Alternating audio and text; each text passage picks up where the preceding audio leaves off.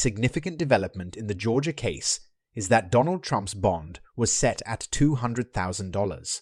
However, the terms of the order, which was signed by both Trump's legal team and Georgia Supreme Court Justice Scott McPhee, present a significant challenge for the former President of the United States.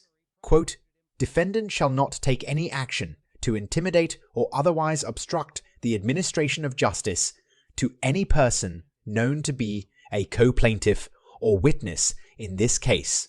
Threats of any kind, whether direct or indirect, against the community or any of its properties are likewise prohibited under this ban. The aforementioned would comprise, but not be limited to, social media posts and the publication of other people's social media posts. It will therefore be extremely challenging for Trump to adhere to this directive, given that he has already done so. Trump is aware that his fans will use violence, even if he does not. Thus, in regards to Jeff Duncan and the other witnesses Trump has publicly mentioned, they will consider his remarks as instructions in the same way that they did on January 6. Perhaps Trump could have had plausible deniability the first time, but that is no longer the case given the unavoidable bloodshed that results from his inane decrees. He is aware of it. However, when it comes down to it, that is completely acceptable because the problem is actually violence. Mike Pence, another cooperating witness in the DC case, was the target of the same action. Trump made a serious start this time. It was a light that appeared in the eyes of Donald Trump's former lawyer, Michael Cohen, opposite Caitlin Collins on Cannes. Trump had a simple and clear explanation for his decision to refrain from providing legal support to some of the accused on his side. Donald is an idiot, he said. But this was not just a case of paying money. This was the former president's way of understanding loyalty. So, what is loyalty?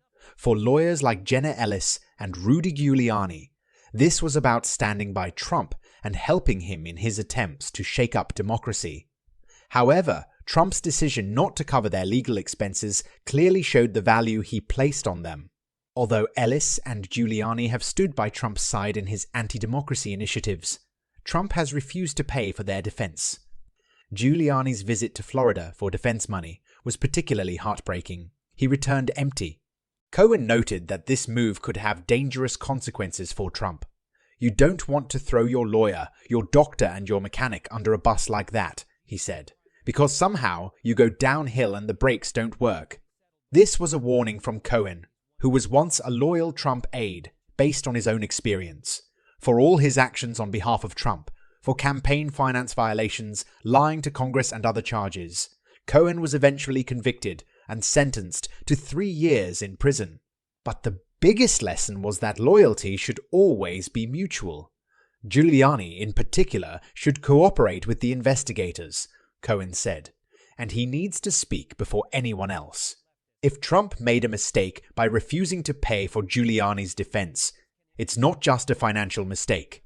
This is a misconception about the meaning of loyalty and trust, and Cohen agrees that this disloyalty could cost Trump dearly.